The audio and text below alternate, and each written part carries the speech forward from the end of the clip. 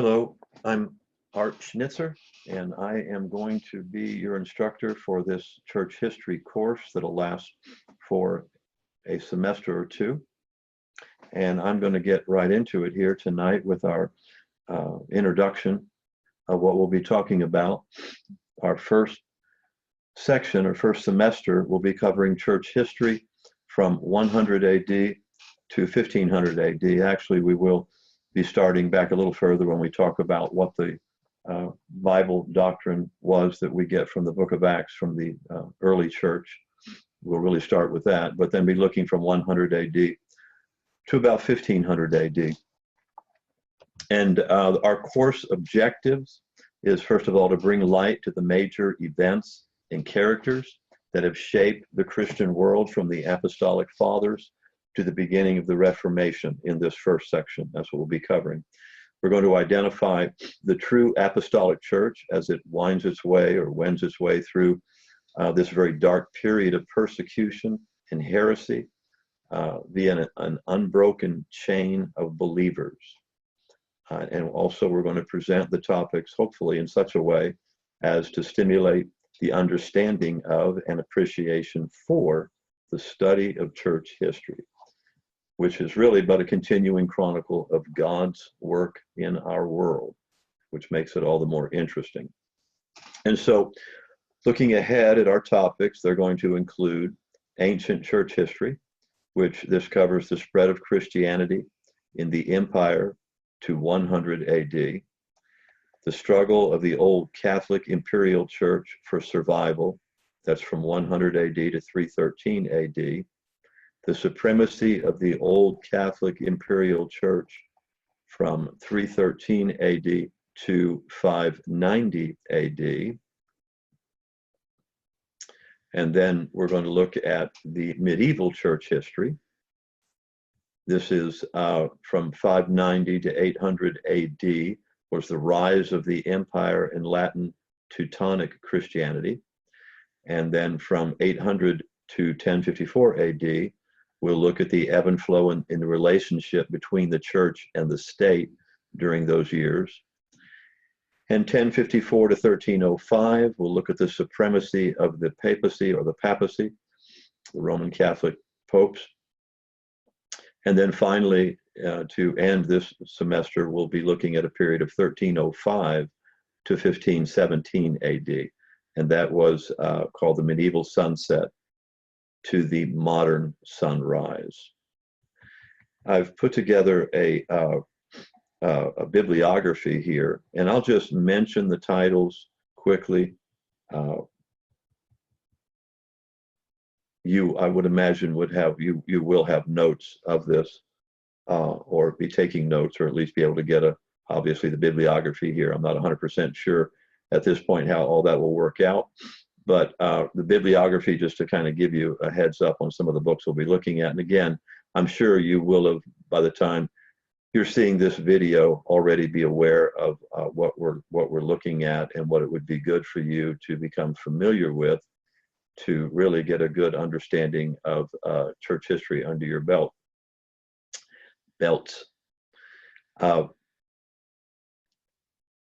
The first book we're looking at we're using is Christianity Through the Centuries, 3rd edition by Earl E. Cairns. And I'll just run through these quickly. As I say, hopefully you'll have this in front of you. Chart of Church History, very interesting. Robert Walton, The Heritage of the Past from the Earliest Time to 1500 by Stuart Easton.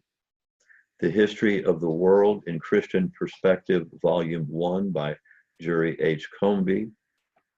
Haley's Bible Handbook, something very common that all of us should have in any area of our ministry, referencing by H. H. Haley. The New Fox's Book of Martyrs by John Fox and Harold J. Chadwick.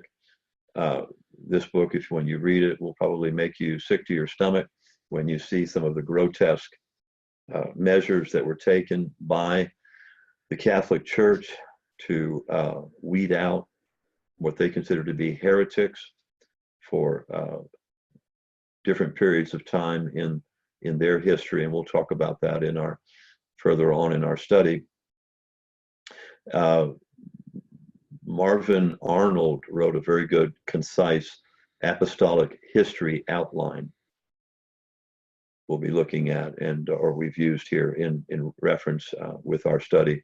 Old book by William Chalfant, Ancient Champions of Oneness.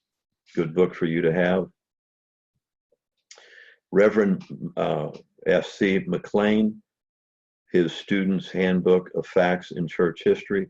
Some of these books that I'm mentioning are, one in particular is a book of charts and timelines that is just an excellent reference tool for you as you maybe down the road develop lessons and sermons and so forth. Very good reference book to just keep on the shelf. And some of them are smaller books, like the one that I just mentioned, not a big book at all. I don't know, it's probably 50, 60, 70 pages, something like that. This Student's Handbook of Facts in Church History. And some of the books that I'm mentioning, it's going to take you a while to work your way through them. Once you get hold of it, if you're able to get all these, you'll see what I'm talking about, but well worth the read if you really want to have a good overall understanding of these various periods of times and how church history and church doctrine and so forth developed and was torn apart and put back together again by many different factions throughout the centuries. Very, very interesting. Very interesting reads. Brother David Bernard, one of my favorite intellectual writers, very knowledgeable man. We use several of his references here in our bibliography. Oneness and Trinity from 100 to 300 AD. This is Reverend David K. Bernard. And also his 3-volume set of A History of Christian Doctrine. Excellent, excellent books. And 2 more here, The Complete Works of Josephus. Now this is one again that you really need to, may take you some time to read this. You may just want to have this as a reference that you look in different sections of it through different periods of time that he discusses and writes about the accounts of in this book, of course, written by Flavius Josephus. The one that I have and used as in our bibliography here was translated by William Whiston. And then finally, a book that I found totally fascinating a few years ago. It's called The History of Christian Thought by Jonathan Hill. Excellent, excellent book to excellent read. Again, not an easy read, but an excellent read. All right, I'd like to read an introduction here to our, as we delve into church history here. I like the way this was worded. Now, this is from one of the books that are in our bibliography here, if you can see this. Turn this book around for you here. And I'm not sure if you can see all that, but this is The Christianity Throughout the Centuries, the history of the Christian church by this man, Earl E. Cairns. Now, what is interesting, and you'll understand why I'm giving you a little bit of a background of him here. He says here, he's professor emeritus at Wheaton College, or he was. He's a graduate of Presbyterian Theological Seminary in Omaha and the University of Nebraska. He got his PhD. He's a member of the American Society of Church History, and he's got all kind of accolades on here. The reason that I mention that is kind of interesting as oneness apostolics, as we are, and our approach to church history and our approach to Bible doctrine in relation to the Godhead and so forth. Sometimes when we read books that were written by men and women who are not apostolic, it can be so frustrating because they will write in such a way that you wonder why they can't see or receive the full revelation and understand really what they're saying. And here's a case in point here, the way he introduces church history here and the curiosity of those that approach church history, or the motivation through curiosity of why a person would even want to approach church history, and take a look at it here. So let me read his introduction here, just this one paragraph, if you'll indulge me. And you'll understand what I'm talking about in my kind of foundation and what I was just talking about here. And the frustration was sometimes when you read these things, Curiosity, he says this, curiosity concerning the past has long characterized man from Nabonidus, who lived in Babylon in the 6th century before Christ, to the present day archaeologist and historian. Christians have a special interest in history because the very foundations of the faith that they profess are rooted in history. Some even call it his story. I'm sure you have heard that. His meaning the Lord's, his story, which indeed it is.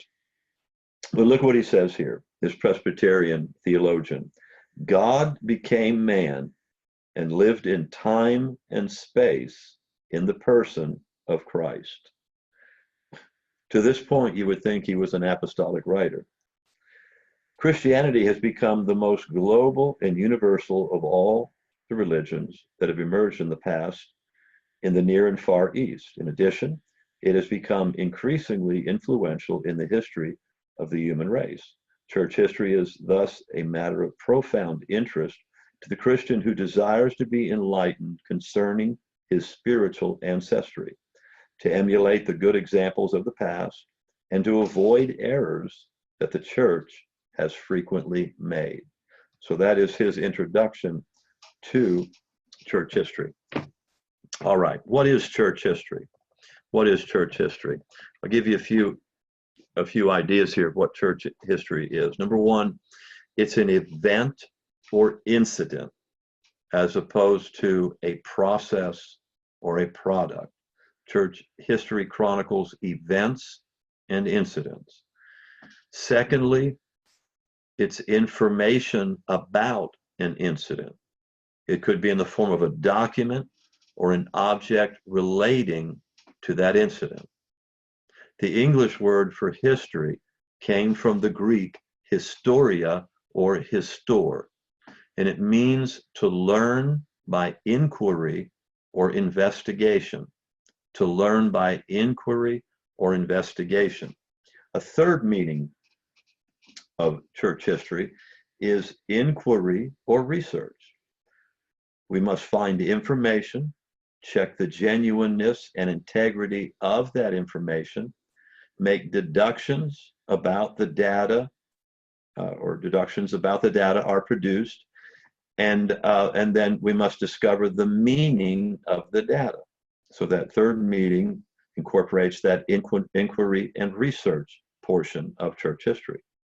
And the fourth meaning is interpretation. Interpretation.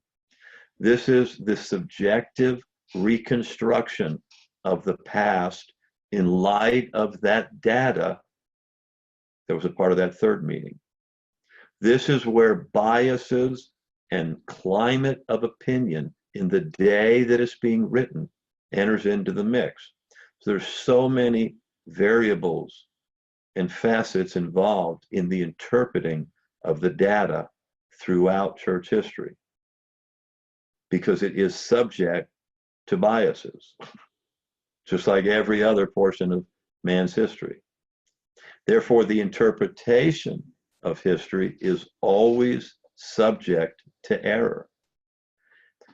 But a consensus finally emerges as several reliable sources are produced.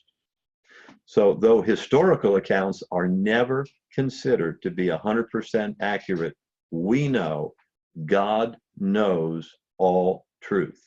God knows. Amen. Now, to sum up what I said or summarize, church history then is the interpreted record of the origin, process, and impact of Christianity on human society. It is the interpreted, I want to keep stressing that word, interpreted, organized story of the redemption of mankind on earth. That alone should make us want to study church history. And I hope all of you that take this course are excited already about learning about our history, about our roots. I love church history. I love looking into these things in the past. To me, they're essential building blocks of understanding of why we're where we are today.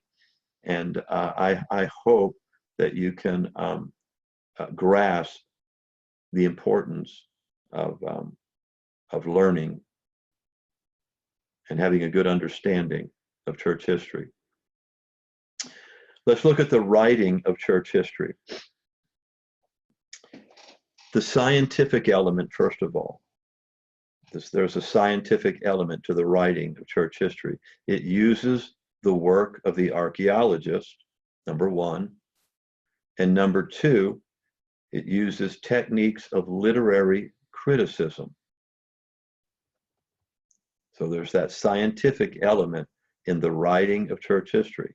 Secondarily, there's the philosophic element. Let me make sure I don't go past where I'm supposed to go past here tonight. Okay.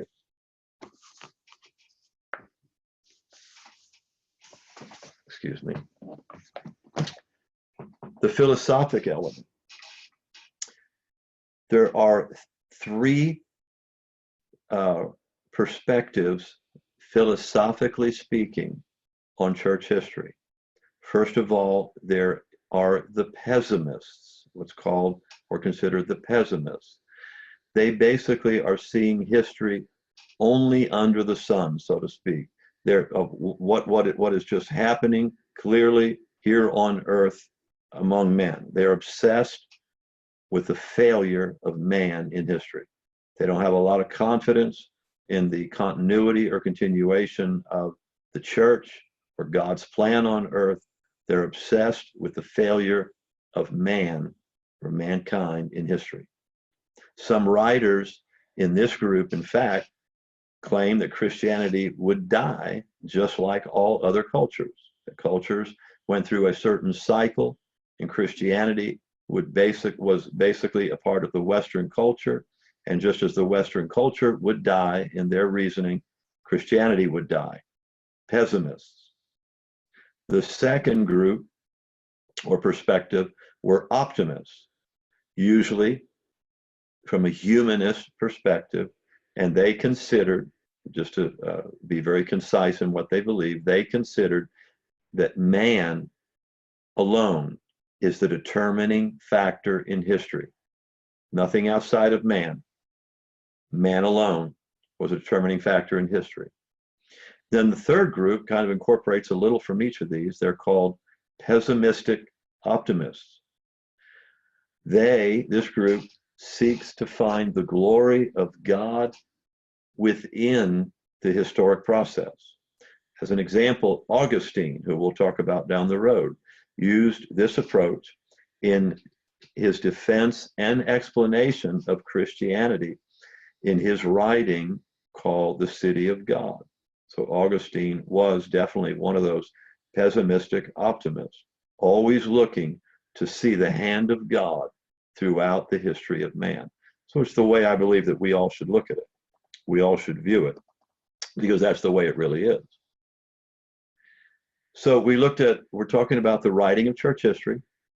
We looked at first that there's a scientific element, there's a philosophical element involved, and then of course there is an artistic element.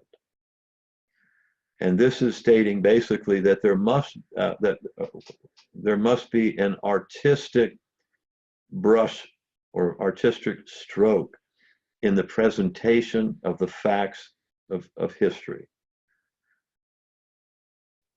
Otherwise, it is said that students will see history only as an uninteresting recital of unrelated data. And I'll pause there and I'll ask all of you to pray for me as we get in this course, that I can make it interesting for all of us and be able to, you feel the passion that I have for church history as I teach these things. I hope it doesn't come out too dry for you or uninteresting or a series of unrelated data. I will try to be as artistic as I can in my presentation of these facts, as difficult as that is at times. All right, anyway, let's look at the value of church history. We're talking tonight just why we're studying and some of the components of church history, just kind of as an introductory lesson here to kind of hopefully whet our appetite a little and not scare us off. But let's look a little bit at the value of church history. Church history as a synthesis. Synthesis simply means putting together of parts or elements to form a whole. That's what synthesis means, or to synthesize, putting together of parts or elements to form a whole. So in relation to church history as a synthesis, thought must be given to its value or meaning to the Christian. We've got to be able to relate these facts of church history to us being Christians. Number two, value of church history. Church history is an aid to understanding the present. We can understand the present better if we have some knowledge of the roots. The deeper we dig into the past, into church history, into what went into the writings of the church fathers and the thought processes that were involved to bring us to where we are today, or where we got to back in crawling kind of back to that day of Pentecost and Book of Acts, full doctrinal experience that we have today. All the things that went into that is very important for us to understand, to all the more appreciate the value of truth. The value, if we're understanding and we have been enlightened, and our eyes and our spirit and our mind has been enlightened to truth, we're blessed. And studying church history helps us to appreciate that all the more. The third value of church history, looking at church history, is church history as a guide. The present is the product of the past and the seed of the future. Church history as a motivating force gives us the knowledge that we get of the past should give us hope to the future. And there is much need for the Christian to become aware of his genealogy, his and her genealogy, meaning our genealogy, where our roots come from in relation to church history. And also under history, church history as a motivating force, it offers a stabilizing influence in an age of secularism, which we're in today, all over the world, whatever country you're studying this in right now. The world is definitely in an age of secularism. But church history helps to stabilize us when we see all the lives that have been transformed, the martyrs that gave their life for truth, etc. Motivating force. Church history as a practical tool has a practical value to the Christian worker, regardless of our specific calling, because it gives us a great perspective, a deeper perspective. It increases our understanding. It gives us a look at the big picture. We're not looking through, microcosmic little glasses at what we understand right now in our day today. It broadens our horizon, studying church history. And church history as a liberalizing force. Church history as a liberalizing force. It should cause one to be more tolerant of those who differ on non-essentials. And I'll say that again, being tolerant of those who differ on non-essentials. Obviously, we have to have a patience toward them who do not know truth, but we have to also season our tolerance toward those who do not have truth. But we must season we must be tolerant of those who differ on simple non-essentials. The history of the Western civilization is incomplete and unintelligible without some understanding of the role Christianity played in the development of that civilization. All right.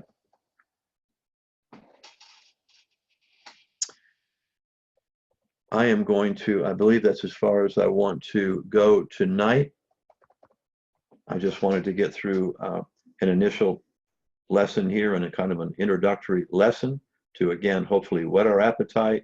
Hopefully you are already beginning to read some of the books that are involved with the bibliography and the terms and names and some of the situations that we talk about and events and so forth will be more familiar to you rather than just me talking about them out of the clear blue sky.